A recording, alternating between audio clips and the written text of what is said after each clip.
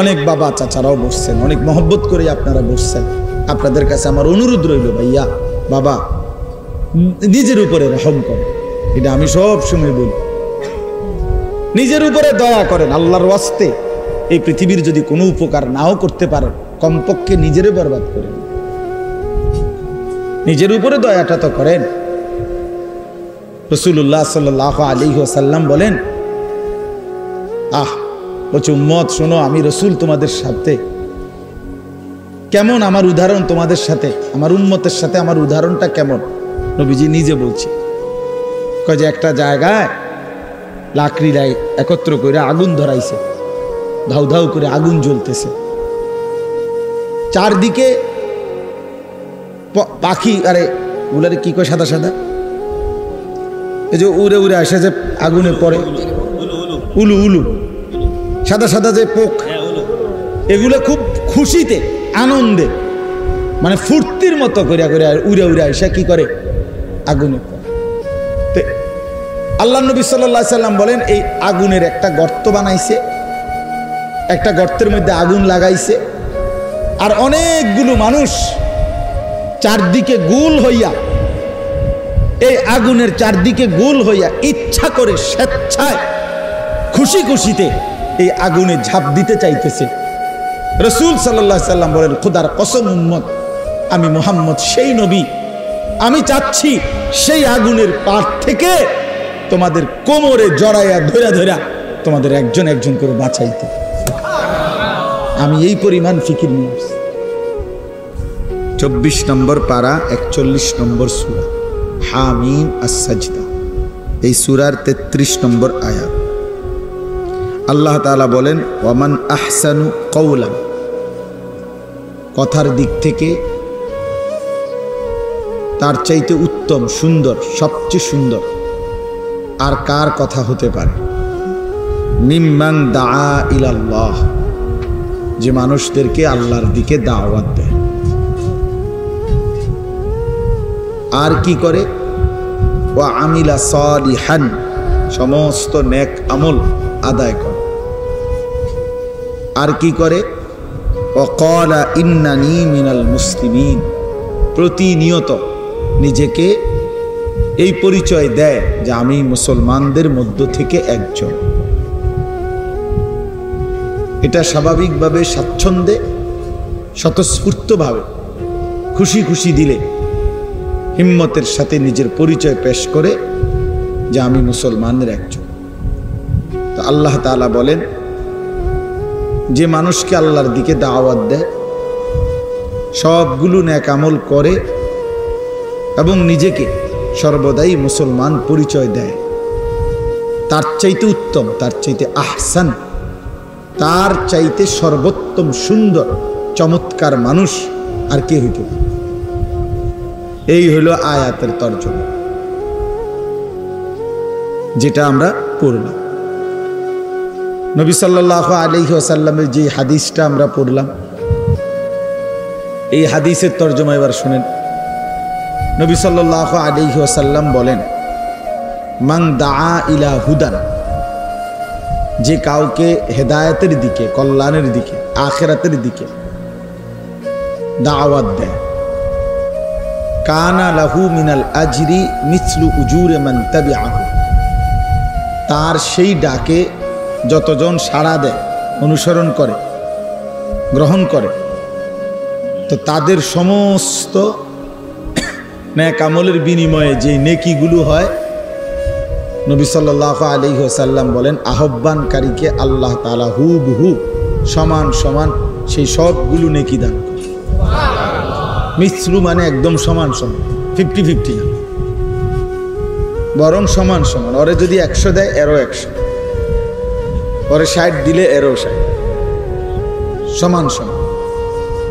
লা ইয়ানকুসু যালিকা মিন উজুরিহিম শাইআ, যে ব্যক্তি আমল করবে তার নেকির থেকে এক বিন্দুও কমানো হয় না, তার নেকি আল্লাহ তাকেই পূর্ণ দেয়। আল্লাহ নিজের ভান্ডার থেকে ওই দাওয়াত যিনি দিচ্ছেন, ডাকছেন, ফিরাবার চেষ্টা করছেন, তাকে সমপরিমাণ নেকি দান করে। ওমান দাআ ইলা দালালাতিন, যে কাউকে যে কোনো রকমের গুনাহ, নাফরমানি, পথভ্রষ্টতা, আল্লাহর অবাধ্যতা এর দিকে দাওয়াত দেয়, ডাকে। কানা আলাইহি মিনাল ইসমি মিসলু আসামি মান তাবিআহু, তার সেই বন্ধ ডাক, গুনাহের ডাকে, আল্লাহর নাফরমানির ডাকে যতজন সাড়া দিল, নবী সাল্লাল্লাহু আলাইহি ওয়াসাল্লাম বলেন সকলের সমপরিমাণ গুনাহ এই আহ্বানকারী, এই দাওয়াত দিনই দিল, গুনার ইন্তজাম করলো, ডাকলো, তার আমল নামায় দেয়া হবে। লা ইয়ানকুসু যালিকা মিন আসামিহিম শাইআ, ওই যারা পাপটা করছে তাদের গুনাহ থেকে এক বিন্দুও কমানো হবে না। নাউযুবিল্লাহ। এই তরজমা শেষ, হাদিসের অর্থ শেষ। মোটামুটি তরজমার থেকেই আপনি অনেক কথা বুঝে ফেলছেন। বুঝছেন না? কি বলেন? যে কেউ যদি কাউকে কল্যাণের দিকে, নেকের দিকে, আল্লাহর ইবাদতের দিকে, বন্দেগীর দিকে, আখিরাতের দিকে, নিজের কর্তব্য করণীয়র দিকে ডাকে, দাওয়াত দেয়, আল্লাহ তাআলা তার ডাকে যদি কেউ সাড়া দেয়, একজন হোক আর হাজার জন হোক কিংবা লাখো জন হোক, তো সকলের সমপরিমাণ নেকি আল্লাহ তাআলা এই ব্যক্তিকে দান করেন। ঠিক হুবহু গুনার দিকে, নাচ গান, গান বাদ্য, অশ্লীলতা, বেহায়াপনা, নাটক, সিনেমা, অসভ্যতা, নোংরামি, যুবক হোক, বৃদ্ধ হোক, নারী হোক, পুরুষ হোক, যে যাকে গুনার দিকে ডাকলো, তার ডাকে যতজন সাড়া দিল, একজন নারী নাচবে, তো সেজন্য সবাইকে ডাকলো যে আমার নাচ দেখতে আসেন। তো যত পুরুষ আসলো, তাদের সকলের যে পরিমাণ গুনাহ হলো, ওই অসভ্যা, ওই নোংরা নারী, বেহায়া, তার আমল নামার মধ্যেও এই সমস্ত নাফরমান যেগুলো দেখলো তাদের সমপরিমাণ গুনাহ। এরকম সব কিছু, এরকম সব। তো এই হলো হাদিসের তর্জমা। এইবার আমরা অল্প কয়েকটা কথা এটার ব্যাখ্যায় শুনি, তাইলে আমার কথা শেষ। সবার কাছে অনুরোধ, মনোযোগ দিলে ভালো হবে, মেহেরবানি করে আমারও উপকার হবে, আপনাদেরও উপকার। আল্লাহর কথা শুনলেই লাভ, বললেই লাভ, আল্লাহর কথা বুঝতে পারলেই লাভ। যে দিল আল্লাহর কথা বোঝে, আল্লাহ তাআলা বলছে এটাই মূলত দিল। যে দিলে আল্লাহর কথা উপলব্ধি হয় না, আল্লাহ বলছে এটা আসলে কোনো দিলে না, এ আসলে কিছুই বোঝে। লাহুম কুলুবুল লা ইয়াফকাহুনা বিহা, যে কান আল্লাহর কথা শুনে না, আল্লাহ তাআলা সরাসরি বলছে আসলে এটা কোনো কানে না, এ কিছুই শোনে না। বাকি কোনো কথা যে শুনে, এগুলা কোনো কথাই না, কথাই না। লাহুম আযানুন লা ইয়াসমাউনা বিহা। আর যেই চোখ আল্লাহর ইবাদত, আল্লাহর বন্দিগি, আল্লাহর হুকুম, আল্লাহর কুদরত এটা দেখে না, যেই চোখে, তা আল্লাহ তাআলা বলেন সেই চোখ যেন কিছুই দেখে না, সেই চোখ কিছুই দেখে না। ওই যে বাকি যে দুনিয়া দেখে, মনে হয় যেন অন্ধ, অন্ধ। ওই এখন আমার কাছে ছোট বাচ্চা, একেবারে ছোট কোলের বাচ্চা নিয়ে আসছে, যে কি সুন্দর ফুটফুটে বাচ্চা, যে কোনো মানুষ দেখলে মায়া লাগবে, তো বাচ্চাটা নাকি চোখে দেখে। এই যে এখন আমারে বললো ফুল দিতে,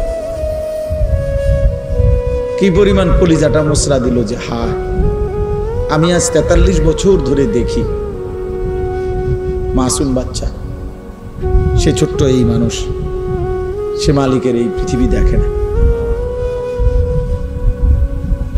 তো এই জন্য বললাম, আল্লাহ তাআলা বলেন যে দিল আল্লাহকে বোঝে না, সেটা মনো দিল না। যে কান আল্লাহর কথা শোনে না, সে কোনো কানে না।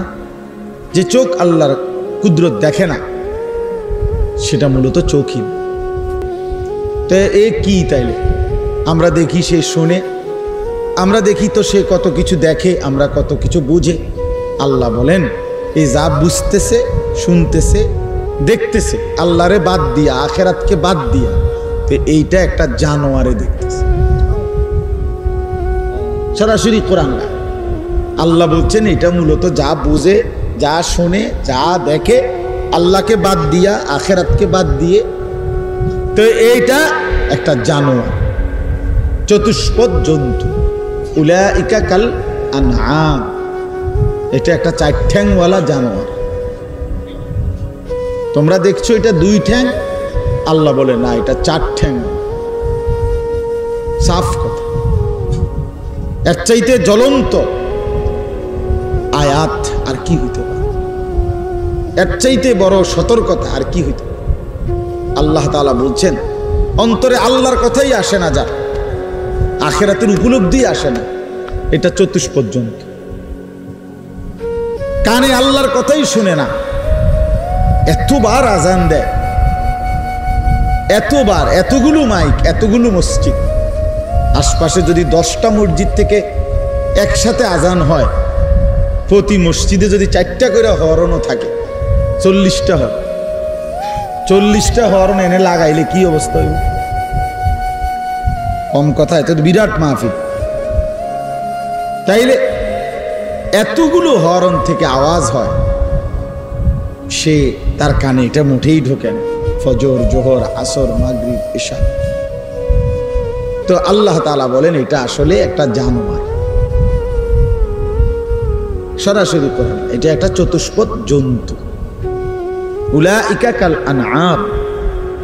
আল্লাহ বলেন যদি খেয়াল করবা, যদি জানোয়ার বললে মাইন্ড করে, তাহলে আরো নামাই দিবা।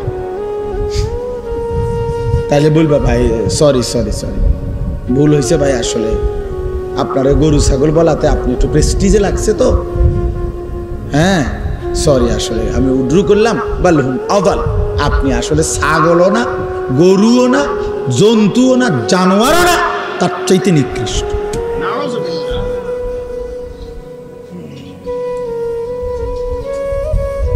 তার চাইতে নিকৃষ্ট।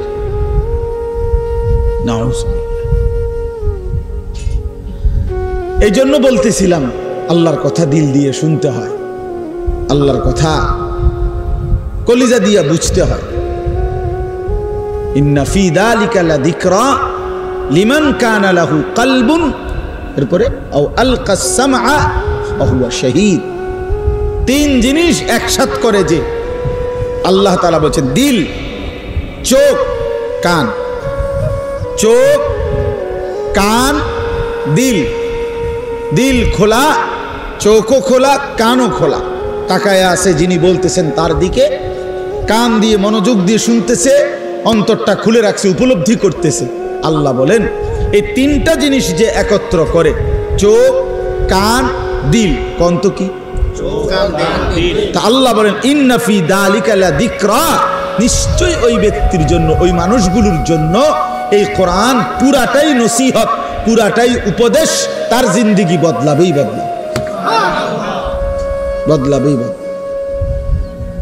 বদলাবে। এই জন্য ওই যে তুমি যে চোখের সামনে মোবাইলটা ধরে রাখছো, তোমার দিয়ে কোনো কাম হইতো না, তুমি এইটাই আলগি দিয়ে ধরে রাখবে, তোমার জিন্দেগি যাইবই এটা ধরে থাকে। তোমার এই ইবলিসে একটা কাম ধরাইয়া দিছে যে তুমি তো একটা আকামলা মানুষ, তো তোমার একটা কাম দিলাম, ধরো এটা ধরে রাখ। বুঝেন না? তুমি তার নিজের জন্য কিছু দরকার নাই, তুমি যা কিছু পারো মোবাইলটারে জমান রাখো, এটার ভিতরে ঢুকাও, এটার ভিতরে যত কিছু দিবা, তোমার ফেসবুক আব্বা খুশি হবে, তোমার ইউটিউব আব্বা খুশি হবে, হ্যাঁ, তারাই তোমার বাপ, তারাই তোমার পরম প্রিয়। তাদেরকে কিছু দেখাইতে পারলে, জমাইতে পারলে তাদের কাছে, তাইলেই তোমার জীবনের সার্থকতা। হ্যাঁ, বুঝেন? এখানে দিলেরই বা দরকার কি, কানেরে বা দরকার কি, চোখের বা দরকার, চোখের বা দরকার কি, আফসুসের। এই জন্য ভাইয়া আল্লাহর কথা চোখ দিয়ে শুনতে হয়, মানে তাকাইয়া। কান দিয়ে শুনতে হয়, মানে কান খাড়া করে, দিল খোলা রেখে গ্রহণ করার মানসিকতা থাকতে হয়, গ্রহণ করার মানসিকতা থাকতে হয়। গাদ্দার হইলে হয় না, মানসিকতাই যদি না হয় ভাইয়া, আল্লাহ তাআলা হেদায়েত দেন। ওয়াহদি ইলাইহি মান ইউনিব। কোরআনে আল্লাহ বলেন যে আল্লাহর দিকে ঝুঁকে আসে আল্লাহ তাআলা নিজে আগায়া তাকে হেদায়েত দিয়ে থাকে।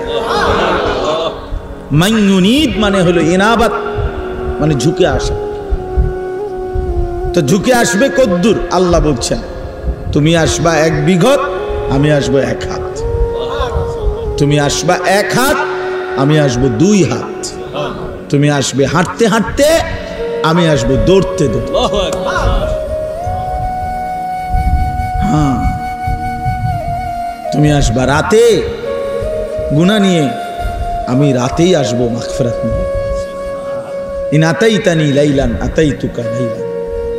রাতে আসলে রাতেই মাফ, দিনে আসলে দিনেই মাফ। ওয়া ইন আতাইতানি নাহারান আতাইতুকা নাহার। বান্দা যখন আসবা তখনই মাফ। আমি আছি সারাক্ষণ, তুমি চোখের পানি ফেলে আমারে ডাক দিও, আমি পেছনটা সব মাফ করে দেব। ইয়া বনা আদম লাউ বালাগাত যুনুবুকা আনানাস সামা সুম্মা ইস্তাগফারতানি গাফারতু লাকা ওয়ালা উবালি। আল্লাহ তাআলা হাদিসে কুদসিতে বলেন, হে বনি আদম, তোমার গুনাহ যদি আসমান পর্যন্ত পৌঁছে যায়, তারপরেও যদি তুমি তওবা করে পিছনের গুনাহ ছেড়ে দিয়ে আর করবা না ওয়াদা দিয়ে লজ্জিত হয়ে আমার কাছে মাফ চাও, আমি ওয়াদা দিলাম আমি 1 সেকেন্ডের পরোয়া করব না, 1 মিনিট ভাববার জন্য সময় নেব না, তৎক্ষণাৎ আমি তোমাকে মাফ করে দেব। ওয়ালা উবালি, কোনো পরোয়া নাই, আমি দেরি করব না। শুনানি হবে না, কোনো আবেলে শুনানি হবে, তারপরে মামলার রায় হবে না, নগদ ফয়সালা। তুমি আসবা যখন, আমি আসবো তখন। তুমি আসবা গুনাহ নিয়ে ইস্তেগফার করতে, আমি আসবো মাগফিরাত নিয়ে তোমাকে মাফ করতে। এই জন্য জওয়ান ভাইয়া বাপরা সবার এটা বোঝা উচিত, বোঝা উচিত। জিন্দিগি শুধুই শুধুই কাটবে, রাতের কোনো স্টেশন নাই, দিনের কোনো স্টেশন নাই, কোনো পূব নাই, পশ্চিম নাই, উত্তর নাই, দক্ষিণ নাই। হাঁটে কেন, কান্দে কেন, হাঁটে কেন, বসে কেন, কিচ্ছুই কইতারে না। হায় হায়, এরকম উদ্দেশ্যহীন কোনো মানুষের জীবন হইতে পারে না। মানুষ এত ফালতু হওয়ার কথা না, এত ফালতু। বসে তো চা দোকানে বসেই আছে, উঠার কোনো নাম নাই। কোন সময় উঠবেন কাকা? বইসি হবে বুদ্ধ। কীর্তন বইছেন, কীর্তন বইছি, তাও করতে পারতেন। জীবনের কোনো উদ্দেশ্য নেই। কেন বসে আছে? কেন যুবক ওই রেল স্টেশনে, ক্ষেতের কিনারে, রাস্তার পারে 10 জন, 5 জন, 3 জন বসে আছে? কেন দাঁড়ায় আছো? কেন কি জানো? আল্লাহ তাআলা কোরআনুল কারীমের মধ্যে বলছে, ভাইয়া আফা হাসিবতুম আন্নামা খালাকনাকুম আবাসান। আমার বান্দা, তাহলে কি তোমরা এই ভেবেছো যে আমি তোমাদেরকে অনর্থক, উদ্দেশ্যহীন, বেহুদা বানাইছি?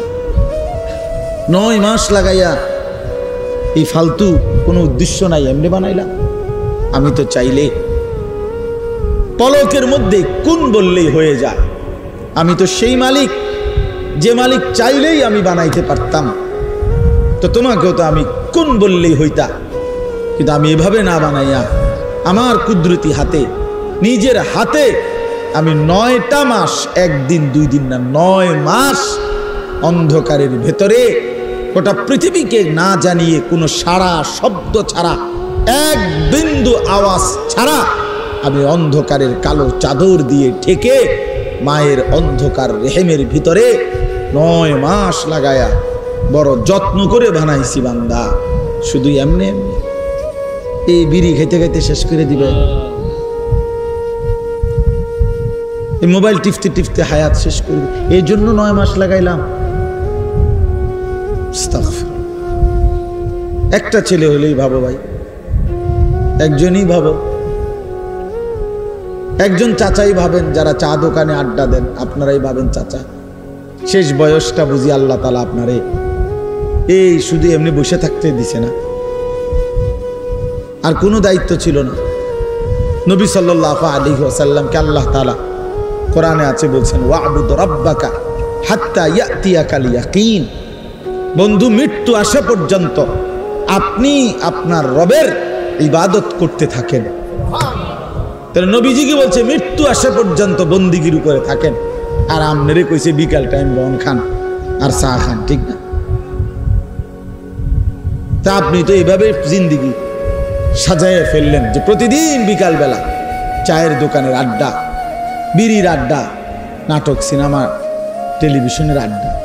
ছেলেরা তোমরা তো ভাই জিন্দিগি এটাই বানায় নিলা যে শুধুই আড্ডা, শুধু খানার টাইমে একটু খানা, ঘুমের টাইমে কিছুক্ষণ ঘুম, টয়লেট, বাথরুম, আর বাকিটার সময় শুধুই আড্ডা, শুধুই আড্ডা। এ কেমন জিন্দিগি? আল্লাহ তাআলা এর জন্য বলছে, বান্দা বলো তুমি কি এই ভেবেছো? ওয়া আন্নাকুম ইলাইনা লা তুরজাউন। এবং আল্লাহ জিজ্ঞেস করলেন, এটাও কি মনে করেছো যে আমি আল্লাহর কাছে তোমাকে আসতে হবে না? এই মনে করছো তুমি? আমি একদম ছেড়ে দিছি মনে করছো? ওয়া আন্নাকুম ইলাইনা লা তুরজাউন। তুমি কি এই মনে করেছো তোমাকে ফেরত আসতে হবে না? তা আমরা উত্তর দেন, আমরা কি ভাবছি বলে? এখানে আমরা যারা বসছি, আমরা এই দুই প্রশ্নের উত্তর দেন। আল্লাহ তাআলা জানতে চাচ্ছে যে বান্দা তুমি কি মনে করেছো আমি তোমাকে অনর্থক বানিয়েছি? তো উত্তর দেন, অনর্থক বানাইছে? দুই নাম্বার আল্লাহ বলছেন, তুমি কি এই মনে করেছো যে তোমাকে আমার কাছে আসতে হবে না? আসতে হবে।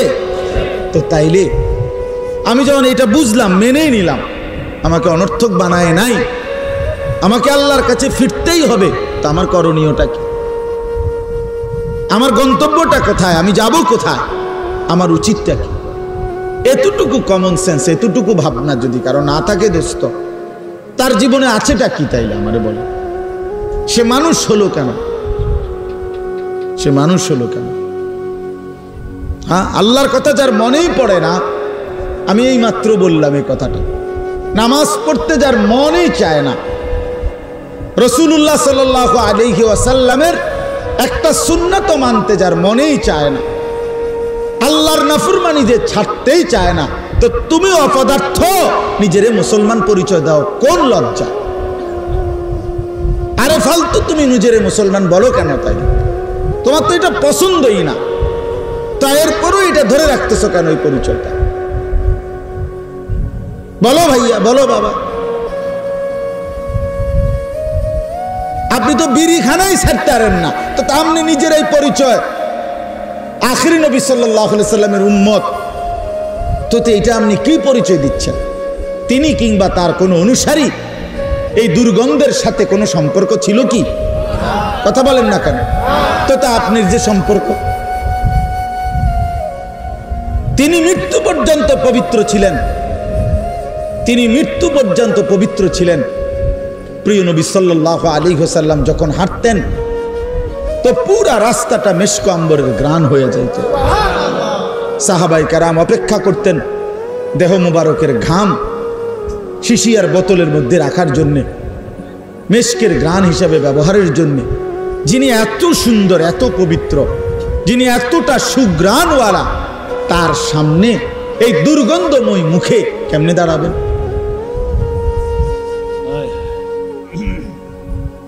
কেমনে? ছেলেরা বলো ভাই, এই নাপাক শরীর, পেশাব করে পানি না, ঠিক মতো টয়লেট পেপার ব্যবহার করো না, পেশাব পায়খানা করে পবিত্র হয় যেভাবে শরীয়ত সম্মতভাবে, তার কোনো ধার ধারণাই। ফরজ গোসল, গোসল ফরজ হইলে, বীর্যপাত হইলে শরীয়তে যেভাবে গোসল করতে কইছে, নবী সাল্লাল্লাহু আলাইহি সাল্লাম যেভাবে গোসল করতে বলছে, ফরজ গোসল যেভাবে, সেটার কোনো পাত্তাই নাই। সাবান ডইলা লাইলা, পানি ছেড়ে দিলা, পানি ঢাইলা লাইলা, তোমার কাছে তো মনে হয়েছে শরীর পরিচ্ছন্ন তো হয়েছে, ঠিক আছে, কিন্তু পবিত্র তো হয় না। পবিত্রতার পরিচ্ছন্নতা তো এক কথা না দোস্ত। পবিত্রতা হয় শরীয়ত সম্মতভাবে, পরিচ্ছন্ন হয় যে কোনোভাবে। পরিচ্ছন্ন তো হতেই পারে, কিন্তু পবিত্রতা তো ভিন্ন জিনিস। ইন্নাল্লাহা তাইয়্যিব লা ইয়াকবালু ইল্লা তাইয়্যিবান। নবী সাল্লাল্লাহু আলাইহি সাল্লাম বলেন, আল্লাহ তাআলা পবিত্র, পবিত্র ছাড়া তিনি কোনো কিছু, কাউকে, কোনো কিছুকেই গ্রহণ করেন না। হাদিস এটা। নবী সাল্লাল্লাহু আলাইহি সাল্লাম বলেন, লা তুকবালু সালাতুন বিগাইরি তুহুর। পবিত্রতা অর্জন ব্যতীত কোন নামাজ কবুল হবে না। নবীজি সাল্লাল্লাহু আলাইহি সাল্লাম বলেন, আত-তুহুরু শাতরুল ঈমান, পবিত্রতা ঈমানের অর্ধাংশ। নবী সাল্লাল্লাহু আলাইহি ওয়াসাল্লাম বলেন, মিফতাহুস সালাতিত তুহুর, পবিত্রতা নামাজের চাবি। এত হাদিস শুনলেন, এত হাদিস শুনলেন। এই জন্য দয়া করে আমার বাপ আল্লাহর কথা শুনেন, এই দিল নিয়ে যে আসলে আমি করছি কি, আমার উচিত কি, আমার পরিচয়টা কি, আমার করণীয়টা কি, আমার জিন্দিগিটা কি, আমার কে পাঠাইলেন, কেন পাঠাইলেন, তিনি আমার কাছে কি চাচ্ছেন, এতটুকু বিবেক যদি আমরা না খাটাই, আমাদের মুসিবত দিন দিন বাড়বে, বাড়তেছে, দিন দিন আরো বাড়বে, আমাদের উপরে পেরেশানি বাড়বে, পেরেশানি বাড়বে। এই জন্য মেহেরবানি করে অনেক যুবক ভাই, আলহামদুলিল্লাহ, অনেক বাবা চাচারাও বসছেন, অনেক মহব্বত করে আপনারা বসছেন। আপনাদের কাছে আমার অনুরোধ রইল, ভাইয়া বাবা, নিজের উপরে রহম করেন। এটা আমি সব সময় বলি, নিজের উপরে দয়া করেন। আল্লাহর ওয়াস্তে এই পৃথিবীর যদি কোনো উপকার নাও করতে পারেন, কমপক্ষে নিজেরে বরবাদ করে নিজের উপরে দয়াটা তো করেন। রাসূলুল্লাহ সাল্লাল্লাহু আলাইহি ওয়াসাল্লাম বলেন, বলছে উম্মত শোনো, আমি রসুল তোমাদের সাথে কেমন, আমার উদাহরণ তোমাদের সাথে, আমার উম্মতের সাথে আমার উদাহরণটা কেমন। নবীজি নিজে বলছে, কয় যে একটা জায়গায় লাকড়িরাই একত্র করে আগুন ধরাইছে, ধাউ ধাউ করে আগুন জ্বলতেছে, চারদিকে পাখি, আরে ওগুলারে কি কয়, সাদা সাদা, এই যে উড়ে উড়ে আসে যে আগুনে পড়ে, উলু উলু, সাদা সাদা যে পোক, এগুলো খুব খুশিতে আনন্দে, মানে ফুর্তির মতো করে করে উড়ে উড়ে আসে কি করে, আগুনে। আল্লাহ নবী সাল্লাল্লাহু আলাইহি সাল্লাম বলেন, এই আগুনের একটা গর্ত বানাইছে, একটা গর্তের মধ্যে আগুন লাগাইছে, আর অনেকগুলো মানুষ চারদিকে গোল হইয়া, এই আগুনের চারদিকে গোল হইয়া ইচ্ছা করে স্বেচ্ছায় খুশি খুশিতে এই আগুনে ঝাঁপ দিতে চাইতেছে। রাসূল সাল্লাল্লাহু আলাইহি সাল্লাম বলেন, খোদার কসম উম্মত, আমি মুহাম্মদ সেই নবী, আমি চাচ্ছি সেই আগুনের পার থেকে তোমাদের কোমরে জড়াইয়া ধরা ধরা তোমাদের একজন একজন করে বাঁচাইতে। আমি এই পরিমাণ ফিকির নিয়ে আসছি, আমি এই জন্য আসছি আমার উম্মতের এক এক সদস্য জাহান্নাম থেকে বেঁচে যাবে, জাহান্নাম থেকে বেঁচে যাবে, একজন একজন সকলকেই জাহান্নাম থেকে বাঁচাইতে চাইছেন তিনি, সকলকে। এই জন্য বাপ, এটা জরুরি বিষয়, এটা বুঝা দরকার। ছেলেরা তোমরা বুঝতেছ না, বাবারাও বুঝতেছেন না। নিজের কর্তব্য, নিজের গন্তব্য, নিজের করণীয়, নিজের পরিচয় কি। ছেলে বিদেশ, এটা তো আপনার কোনো পরিচয় না। মেয়ে বিয়ে দিচ্ছেন, এটা তো আপনার কোনো টাইটেল হইতে পারে না। আপনি বাড়ির বিল্ডিং করছেন, এটা তো বিশ্বাস করেন, এটা তো মানুষের কাছে কনের কিচ্ছু না, তো মানুষ কি মাটির তলে থাইনি, তো তার এটি কিতা করলেন আপনি, আপনি বাইত ঘর করছেন, তো কি আপনি ঘর করতেন নাকি বাইত গাছ দিয়ে লাগাবেন? তো এইটা একেবারে মানুষের বলার কি আছে, একটা বাড়ির বিল্ডিং করছি তো করছেন কি, আর মানুষ কি বই বই সিরা চাবাইছে নাকি? হ্যাঁ বলেন না, এটা সহজ কথা না। এটা আমি মেয়ে বিয়ে দিছি, তো মানুষ মেয়ে বিয়ে দিছে না। আমার ফুট বিদেশ, তো বিদেশ হলে কিছে, আপনার ফুট বিদেশ হলে আপনার ফুট ইটালি থাকে, তো কিছে, ইটালিটা মনে করেন আপনার বাইক, তো তো কি এতে কি ইটালি, আপনাকে বাড়িটারে ইটালি মনে করে, তো লাভ কি এতে? আপনি আর কোনোদিন মরতেন না নাকি? যার ছেলে বিদেশ তার তো মৃত্যু নাই, তো কি এটা কিন্তু তো কি বলবেন, এটির কি কথা এগুলো? এগুলো কোনো পরিচয় হইল? এগুলো বলার কিছু, এ তো কোনো পরিচয়ই না। আল্লাহ তাআলা এখানে বলছেন পরিচয় তো হবে, ইন্নানি মিনাল মুসলিমিন। শোনো পৃথিবীবাসী, আমি মুহাম্মদ আরবির উম্মত, আর 23 বছর রাসূলের জিন্দেগি গ্রহণ করে সবার সামনে দাঁড়িয়েও আমি একাই বলতে চাই, গোটা পৃথিবী উল্টে যাক, আমি একমাত্র মুসলমান হিসেবে মৃত্যু পর্যন্ত নিজেকে দাঁড় করায় রাখতে চাই। अगरचे बुत है जमात की आस्तीनों में, मुझे है हुक्म खुदा ला इलाहा इल्लल्लाह। এটা বুঝছেন না কি কইছে? অর্থ হলো ইব্রাহিম আলাইহিস সালাম বলছে যে হে আমার জাতি, তোমরা যদি সবাই একটা একটা মূর্তি বগলে কইরা আইনা মূর্তির স্তূপ করো, আর সেই স্তূপের উপরে আমি ইব্রাহিমকে দাঁড় করায় দাও, আমি মূর্তির স্তূপের উপরে দাঁড়াইয়া একাই বলবো লা ইলাহা ইল্লাল্লাহ, মুঝে হ্যাঁ হুকমে খুদা লা ইলাহা ইল্লাল্লাহ। আমি একাই বলবো, পুরা জাতি মূর্তি পূজক হোক, সমস্যা নাই, আমি একাই। ওয়ারাবাতনা আলা কুলুবিহিম ইয কামু ফাকালু রব্বুনা রব্বুস সামাওয়াতি ওয়াল আরদ লান নাদউ বিদুনিহি ইলাহান লাকাদ কুলনা ইদান শাতাতা। আমি তো হাফেজ সাহেব না, দোস্ত হাফেজ সাহেব, আমি কোনো কামের না। হায় আল্লাহ, আসহাবে কাহাফের 7 জন যুবক, মাত্র 7 জন। একটা দেশের বাদশা, মন্ত্রী, উজির, নাজির, জনগণ, পাবলিক, 14 গোষ্ঠী, এমনকি এই ছেলেগুলোর বাপ মা, দাদা, চাচা, নানা, জেডা, খালু, ফুপা, মামু, সকলেই মুশরিক, সকলেই মূর্তি পূজক। এরকম মনে করেন লক্ষ লক্ষ মূর্তি পূজকের মাঝখানে দাঁড়িয়ে, বাদশার সামনে দাঁড়িয়ে এই 7 যুবক বলছে যে আমাদের রব তিনি আসমান ও জমিনের রব, যিনি লান নাদউ মিন দুনিহি ইলাহান। এই জালেম বাদশাহ, আরো যদি জুলুম করো, শাস্তি দাও, ফাঁসি দাও, আর জমিনের রাশ ফেলে দাও, কিন্তু তারপরও শুনে নাও, আল্লাহকে ছাড়া, ওই এক মালিককে ছাড়া আর কাউকে আমরা ডাকবো না।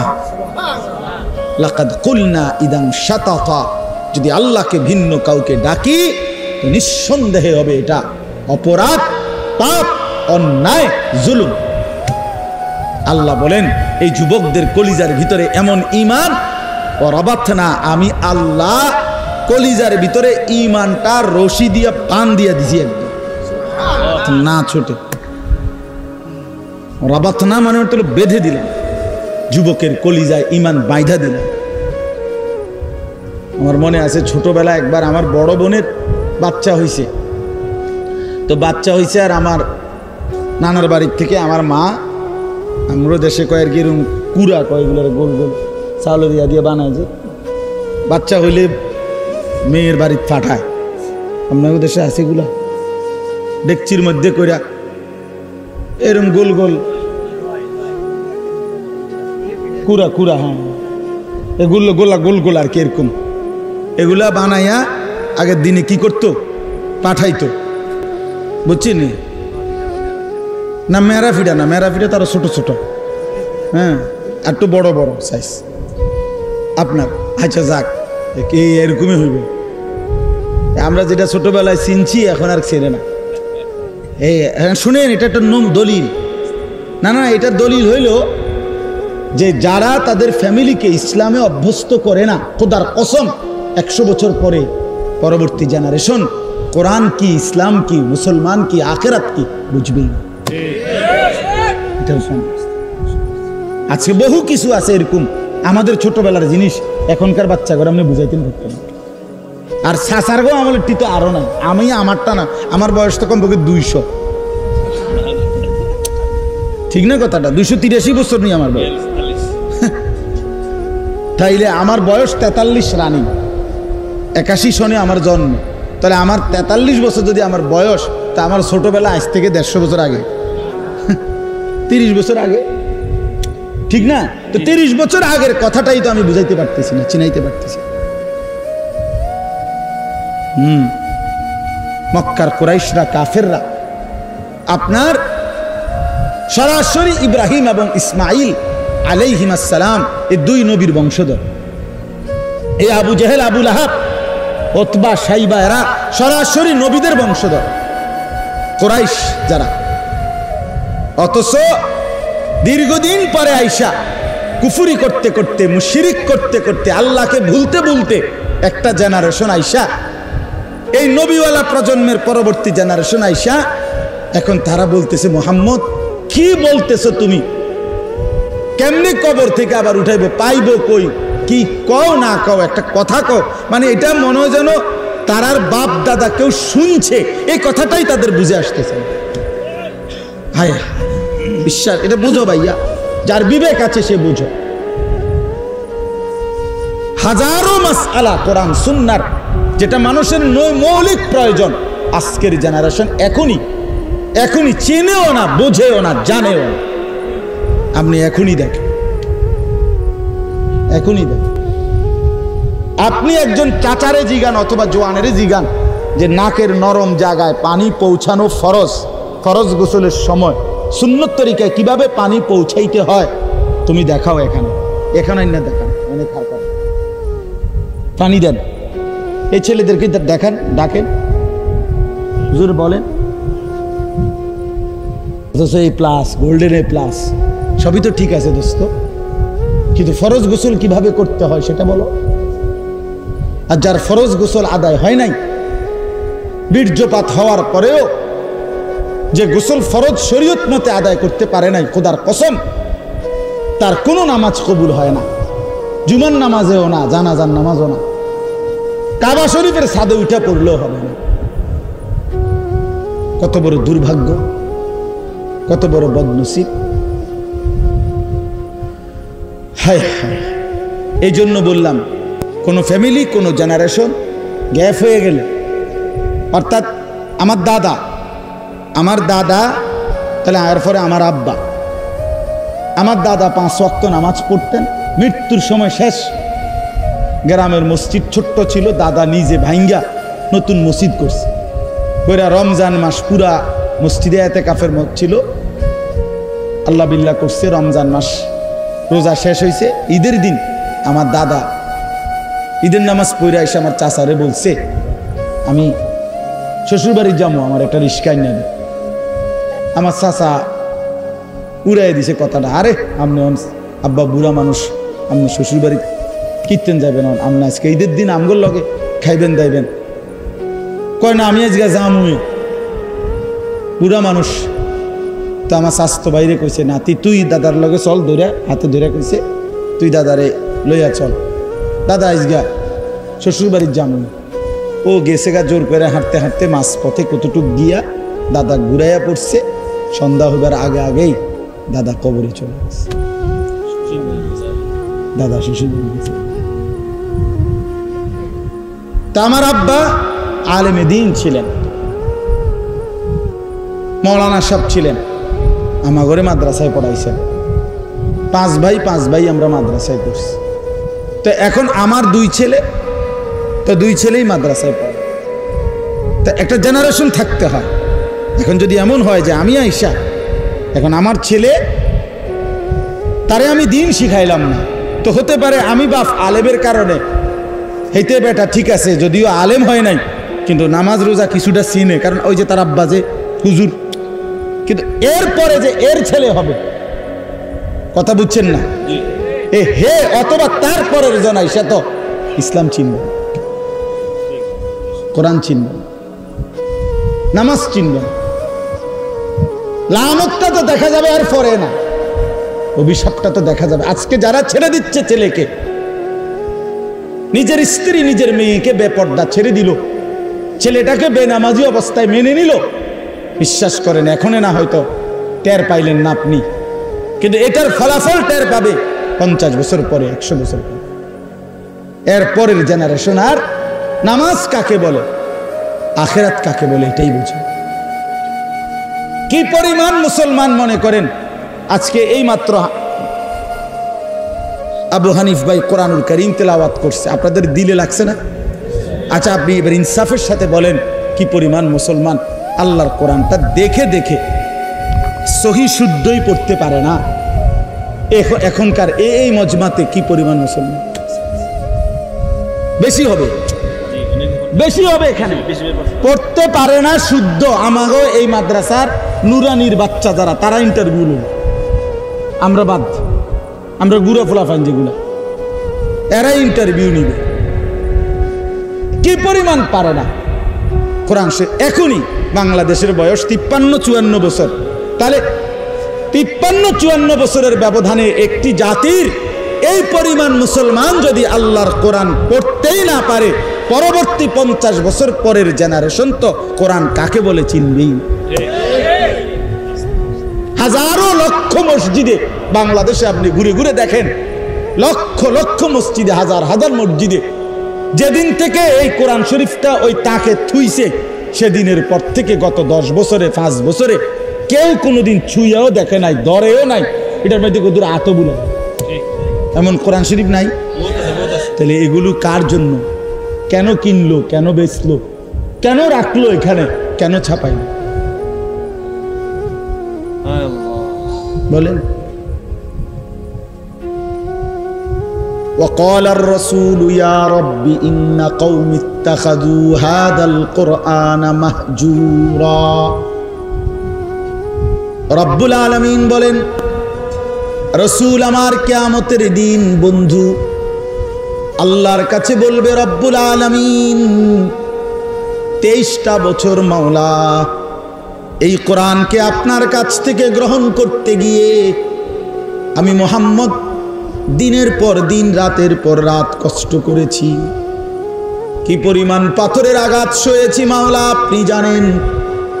তায়েফের রক্ত আমার, উহুদের দান দান শহীদ আমার, পেটের মধ্যে 2টা পাথর বেঁধে আমি এতটা কষ্ট করে যেই কোরআন আপনার কাছ থেকে গ্রহণ করে আমার উম্মতের কাছে রেখে গেছি, উম্মতের এরা এরা এরা এরা এই লোকগুলো আল্লাহর নবী দেখিয়ে বলবেন, আল্লাহ এই লোকগুলো আমার সেই মেহনতের 23 বছরের কষ্টের কোরআন মাহজুরা নিজের জীবন থেকে বিতাড়িত করে দিয়েছে, পরিত্যক্ত করে দিয়েছে, আমি এর বিচার চাই। হ্যাঁ, নবী সাল্লাল্লাহু আলাইহি ওয়াসাল্লাম সরাসরি মুকদ্দমা দায়ের করবেন। তখন কি জবাব দিবেন? আপনি বলবেন, ইয়া রাসূলুল্লাহ আমার জন্য সুপারিশ করেন। নবী বলবেন, উম্মত আমি তো তোমার জন্য বিচার প্রার্থী। বুঝেন নাই বাপ? তো কে সুপারিশ করবে তাইলে? কোরআন শরীফের আয়াত, সূরা ফুরকানের আয়াত।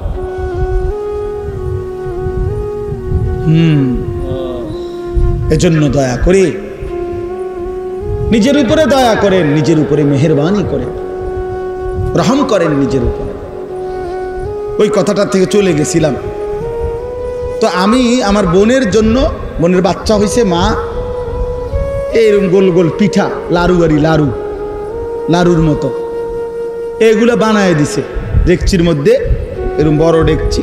তা আমার ছোট মামা আমার খুব আদর করতেন, আলহাজ মুজিবুর রহমান আমার মামার নাম, মুজিব মামা, ছোট মামা আমার।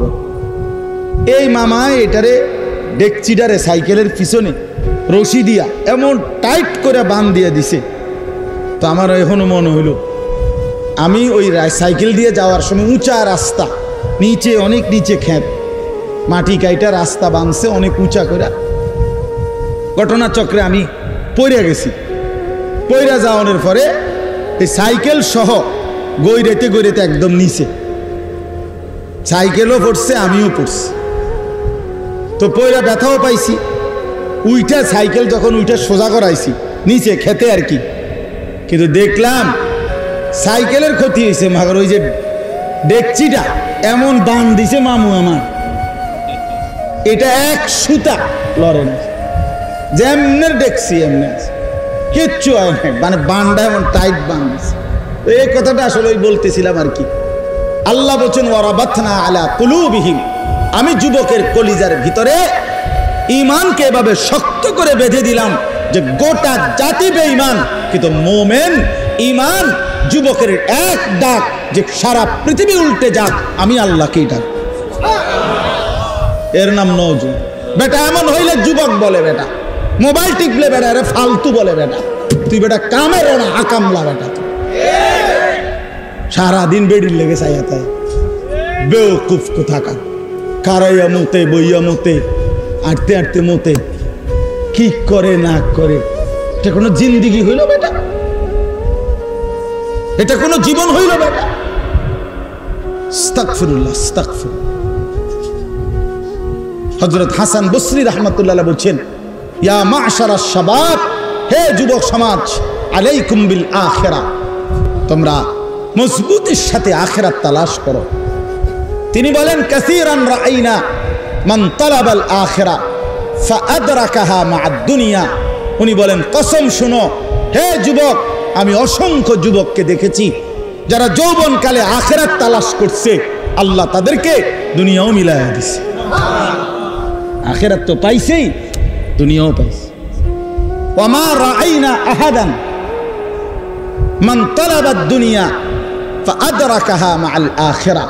কিন্তু আমি এমন একজনকেও দেখি নাই যে শুধু দুনিয়া চাইছে কিন্তু আখিরাত সাথে পাইছে, এমন একজনও হয় নাই। আর দুনিয়াও আল্লাহ তাআলার ফয়সালার ব্যতিক্রম, সে কিছুই পায় না। চাইছে তো দুনিয়া অনেক কিছু, কিন্তু আল্লাহ যে দুনিয়া যা চায় তা দেয়।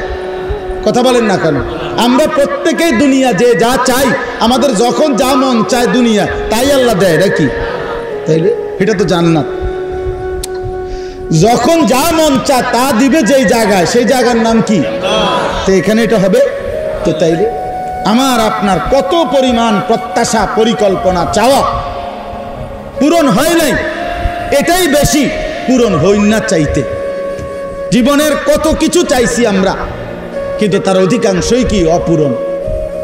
তাইলে আমি তো চোখে দেখতেছি প্রতিদিন যে আমার আল্লাহর ফয়সালাই কার্যকর হয়, যা করে আল্লাহই করে, আল্লাহই করে, আল্লাহই করে, আল্লাহই করে। বন্ধু, আমি যা দেখি তাও আল্লাহর হাতে, আমি যা দেখি না তাও আল্লাহর হাতে। মাখলুক কিছুই করে না, কেউ কিছু করে না, করে যা আল্লাহই করে।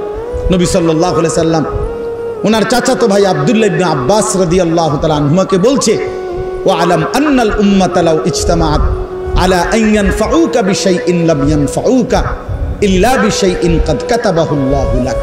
শোনো, গোটা পৃথিবী মিলে যদি সিদ্ধান্ত নেয় তোমার একটা উপকার করবে, নবী বলেন করতে পারবে না, কেবল তোমার সেই উপকারটাই হবে যেটা আল্লাহ তোমার জন্য লিখে রেখেছে। সবাই মিলে যদি সিদ্ধান্ত নেয় তোমার একটা ক্ষতি করবে, মুসিবতে ফেলবে, আল্লাহর নবী বলেন কোন মুসিবতে ফেলতে পারবে না, কেবল সেই মুসিবতটাই আসবে যেটা আল্লাহ তোমার জন্য লিখে রেখেছে।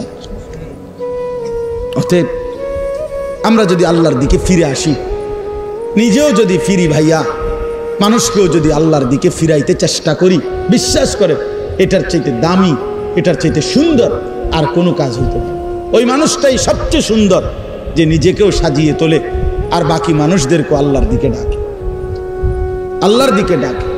এবার আমার এই আয়াতটার তরজমা আর একটু শুনেন, তাইলে আমার কথা শেষ। এনে আগে একটা কথা শুনেন, কোরআনুল কারীমের মধ্যে আল্লাহ তাআলা 4টা কসম করে বলছে, ওয়াত্তিন ওয়াজ্জাইতুন ওয়াতুরি সিনিন ওয়া হাদাল বালাদিল আমিন। এই 4টা কসম।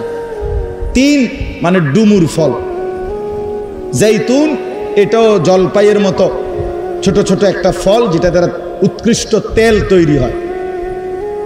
আর হলো অতুরে সিনিন, ওই তুর পাহাড়ের নবীজি আরে মুসা আলাইহিস সালামের সাথে আল্লাহ যে কথা বলছে যে জায়গায়, ওই জায়গার কসম।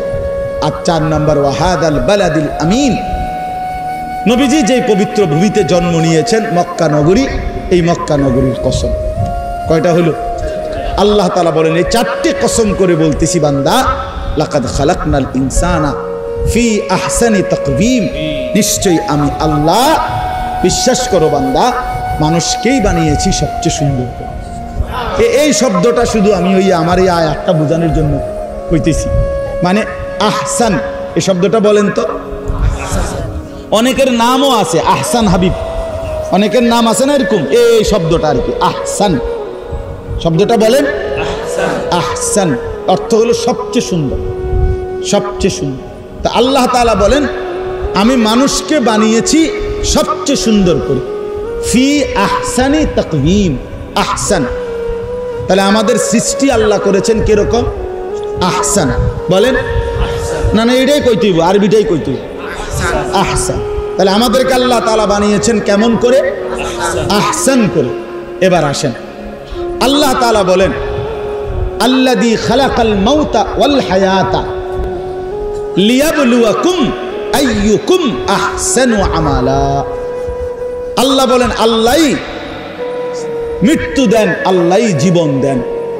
যদি বলি কেন দেন, আল্লাহ বলেন পরীক্ষা করার জন্য হায়াতের এইটুকু জিন্দেগিতে কার কার আমল আহসান, কার কার আমল আহসান। আহসানু আমালা। ইন্না জাআলনা মা আলাল আরদি জিনাতাল লাহা লিনাবলুয়াহুম আইয়ুহুম আহসানু আমালা। একই কথা। আল্লাহ তাআলা বলেন আমি দেখতে চাই কার কামল আহসান। তাইলে আল্লাহ পাক আমাদেরকে হায়াত দিয়ে, জীবন দিয়ে, আল্লাহ আমাদেরকে বাঁচিয়ে রেখে এই পৃথিবীতে থাকতে দিয়ে দেখতে চাচ্ছেন আমাদের কার আমল কতটা আহসান। বলেন, আবার বলেন। তাহলে আল্লাহ দেখতে চান আমাদের কার আমল কতটা আহসান। আমাদেরকে বানিয়েছেন আহসান, আমল দেখতে চান আহসান। আমাদেরকে বানিয়েছেন আহসান, আমাদের আমল দেখতে চান আহসান। আরেকটু এই কথাটা বুঝলেই শেষ। এখন আল্লাহ তাআলা বলেন যদি তুমি বানিয়েছি তোমাকে আহসান, তোমার আমল যেন হয় আহসান। তো আল্লাহ এবার বলেন ওয়ালা নাজজিয়ান্নাহুম আজরাহুম বিআহসানি মা কানু ইয়ামালুন। তোমারে বানাইছি আহসান, সবচেয়ে সুন্দর করে। আমি দেখতে চাই তোমার আমল যেন হয় সবচেয়ে সুন্দর আহসান। তো আল্লাহ বলেন ওয়াদা দিচ্ছি হাসরের ময়দানে আমি আল্লাহ নিজে তোমাকে বিনিময় দেব আহসান। বিনিময় দেব, বানিয়েছি আমল যেন হয় বিনিময়। কয়টা আহসান হলো? তিনটা। এক নাম্বার সৃষ্টি তোমার আহসান, তোমার আমল যেন হয় আহসান, পুরস্কার মিলবে